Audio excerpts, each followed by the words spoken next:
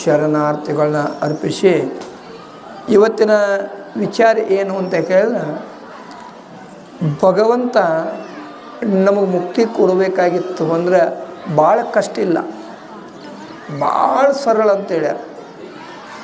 ಹಾಗಾದರೆ ಆ ಸರಳತ್ವವನ್ನು ಪಡೆದಂಥ ಭಗವಂತನನ್ನು ನಾವು ಪಡಿಬೇಕಾಗಿತ್ತು ಅಂದ್ರೆ ನಾವು ಒಂದಿಷ್ಟು ಏನು ಮಾಡಬೇಕು ಅಂತ ಹೇಳಿ ನಮ್ಮಲ್ಲಿ ಒಂದಿಷ್ಟು ಸರಳತ್ವ ಇರಬೇಕು ಅಂತ ಹೇಳ್ತಾರೆ. ಸದರಲ್ಲವೇ ಮುಕ್ತಿ ಅಂತ ತಿಳ್ಕೊಂಡು ಹೇಳ್ತಾರೆ.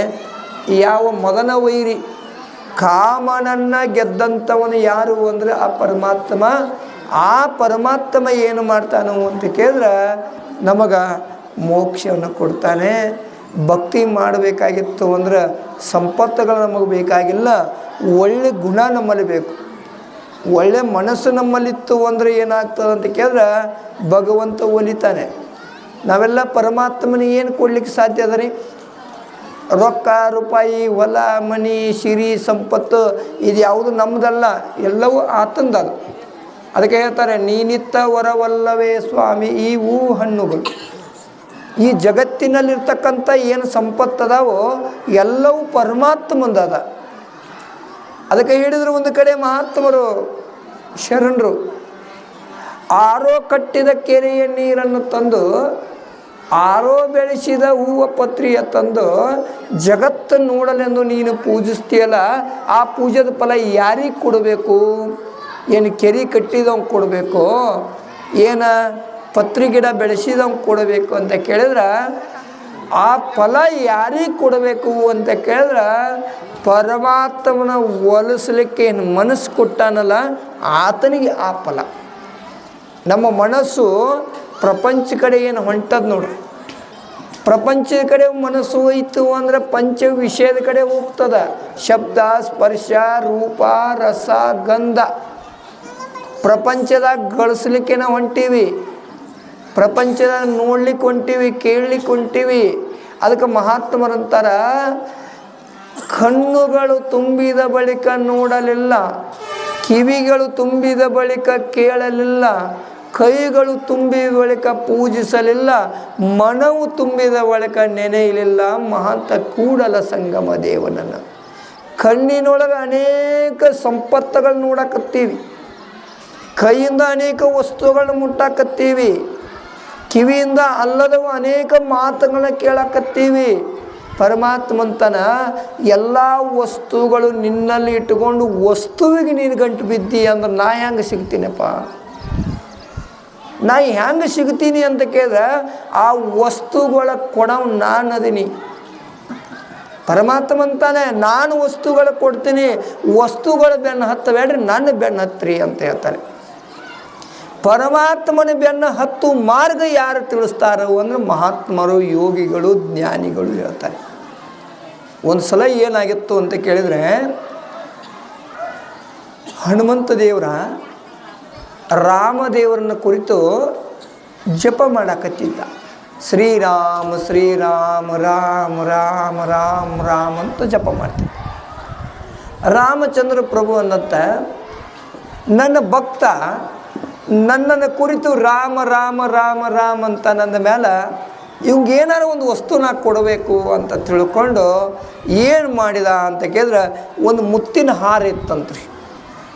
ಬೆಲೆ ಬಾಳ್ತಕ್ಕಂಥ ಹಾರ, ರೊಕ್ಕ ಕೊಟ್ಟರೆ ಸಿಗಲಾರ್ದು, ಅದು ಪರಮಾತ್ಮ ಆಶೀರ್ವಾದ ಮಾಡಿ ಕೊಡ್ತಕ್ಕಂಥದ್ದು.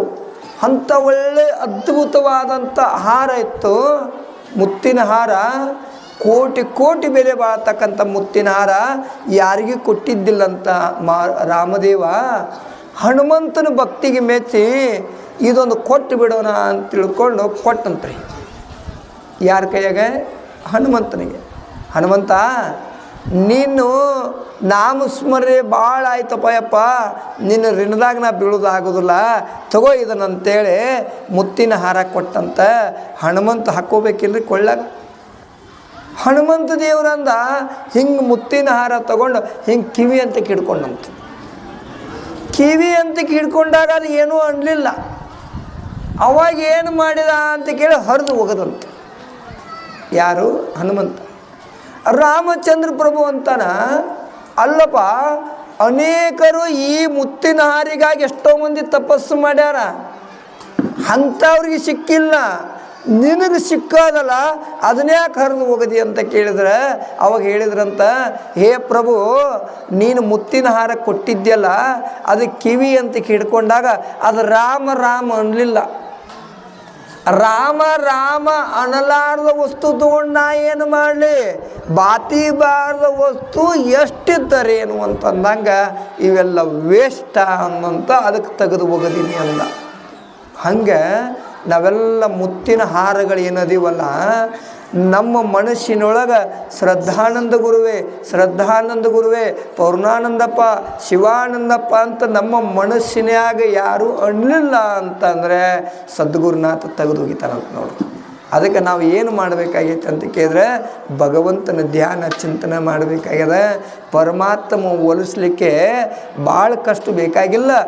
ನಾನು ನಂದನ್ನೋದು ಅಹಂಕಾರನ ತೆಗೆದು ಒಗದಾಗ ಪರಮಾತ್ಮ ಒಲಿತಾನೆ.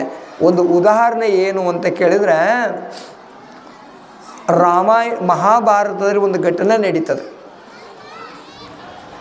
ಯಾವ ಧರ್ಮರಾಜನ ತಮ್ಮನಾದಂಥ ಭೀಮಸೇನ ಆತ ಹೀಗೆ ಕೂತಿದ್ದ. ಅರ್ಜುನ ಏನು ಮಾಡಿದ ಅಂತ ಕೇಳಿದ್ರೆ, 3 ಲೋಕದ ಗಂಡ ಅಂತ ಪ್ರಸಿದ್ಧಿ ಪಡ್ಕೊಂಡ. ಶಿವನನ್ನು ಒಲಿಸ್ಕೊಂಡು 24 ವರ್ಷ ತಪಸ್ಸು ಮಾಡಿ ಪಾಶುಪತಾಸ್ತ್ರ ತಗೊಂಡು ಬಂದಂತ.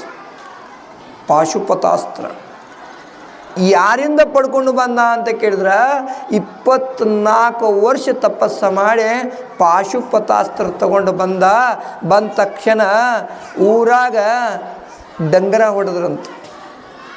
ನೋಡು, ಅರ್ಜುನ, ಧರ್ಮರಾಜನ ತಮ್ಮ ಅರ್ಜುನ ಪರಮಾತ್ಮವನ್ನು ಒಲಿಸ್ಕೊಂಡು ಪಾಶುಪತಾಸ್ತ್ರ ತಗೊಂಡನ.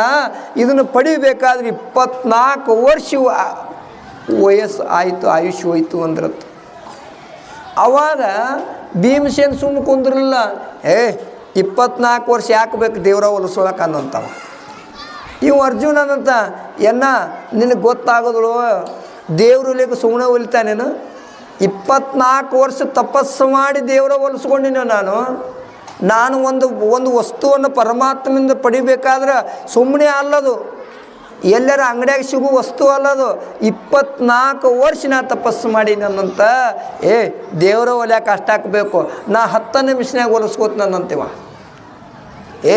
ನೀನು ಉಂಡು ಮಕ್ಕಳು ನಿನಗೇನು ಗೊತ್ತಾಕತ್ತೆ, ಆ ದೇವ್ರು ಒಲಿವಾಗ ಸುಮ್ಮನೆ ನಾನಂತ 10 ನಿಮಿಷನಾಗ ಹೊಲಿಸ್ಕೋತೀನಿ ನೋಡಂತ. ಅದು ಹೆಂಗೆ ನೋಡುನು ಅಂದ್ರಂತ. ಕೈಯಾಗ ಗದ ಇತ್ರಿ, ಗದ ತೂರು ಮ್ಯಾಗ ಹೋಗದು ಹೇಳಿದಂತ, ಪರಮಾತ್ಮ ನೀ ಬೇಕಾದ್ರೆ ನಾನು ಕಾಪಾಡು, ಒಲ್ಲ ಬಿಡಂತೆ ಅಡ್ಡು ಮಕ್ಕೊಂಬಿಟ್ಟಂತ. ಆ ಗದ ಬಂದು ನಾಟೋದ್ರೊಳಗನೆ ಬಂದು ಅವಂಗ ಎದಿಗೆ ಚುಚ್ಚೋದ್ರೊಳಗನೆ ಪರಮಾತ್ಮ ಬಂದು ಹಿಡಿದಂತ.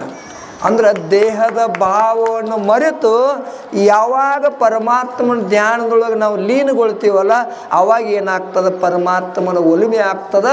ಅಷ್ಟು ಸರಳಾದದ್ದು ಪರಮಾತ್ಮ. ಅದು ಹೇಳ್ತಾನೆ ಪರಮಾತ್ಮ, ನೀನು ಓಂ ನಮಃ ಶಿವಾಯ 1 ಸಲ ಅಂತ ಒಂದು ಹೆಜ್ಜೆ ಮುಂದಿಟ್ರೆ ನಾ 10 ಹೆಜ್ಜೆ ಇಡ್ತೀನಿ. ನೀ ಕುಂತು ನನ್ನ ಸ್ಮರಣೆ ಮಾಡಿದ್ರೆ ನಾನು ನಿಂತು ಕೇಳ್ತೀನಿ, ನೀವು ನಿಂತು ನನ್ನ ಸ್ಮರಣೆ ಮಾಡಿದ್ರೆ ನಾನು ಅಡ್ಡಾಡಿ ಕೇಳ್ತೀನಿ, ನೀವು ಅಡ್ಡಾಡಿ ಸ್ಮರಣೆ ಮಾಡಿದ್ರೆ ನಾನು ಮಣ್ಕೊಂಡು ಕೇಳ್ತೀನಿ. ಇಷ್ಟು ಅದ್ಭುತವಾದಂಥ ನನ್ನ ಸ್ಮರಣೆ ಅದ. ಅದಕ್ಕೆ ಹೇಳ್ತಾರೆ ದಾಸರು, ನೀನು ಯಾಕೋ, ನಿನ್ನ ಹಂಗೆ ಯಾಕೋ, ನಿನ್ನ ನಾಮದ ಬಲ ಹೊಂದಿದ್ದರೆ ಸಾಕು. ಪರಮಾತ್ಮ, ನಿನ್ನ ಆಶೀರ್ವಾದ ಸದ್ಗುರುನಾಥನ ಕೃಪೆ ಇತ್ತು ಅಂದ್ರೆ ಪರಮಾತ್ಮ ಮನಸ್ಸಕ್ಕೆ ಸಾಧ್ಯದ. ಮೋಕ್ಷ ಅನ್ನೋದು ಸರಳದ, ಅದನ್ನು ಮಾಡಿಕೊಡೋರು ಯಾರು ಅಂದ್ರೆ ಸದ್ಗುರುನಾಥ. ಅಂಥ ಸದ್ಬುದ್ಧಿ ಸದ್ಗುರುನಾಥ ನಮ್ಮೆಲ್ಲರಿಗೂ ಕರುಣಿಸಲಿ ಅನ್ನೋಂಥ ಮಾತನ್ನು ಹೇಳ್ತಾ ನನ್ನ ಎಡಮಾತನ ಗುರುಗಳ ಪಾದಕ್ಕೆ ಅರ್ಪಿಸಿ ಮುಂದಿನ ಕಾರ್ಯಕ್ಕೆ ಅನುವು ಮಾಡಿಕೊಂಡು ಶಿವ ಸ್ವರೂಪಗಳೇ.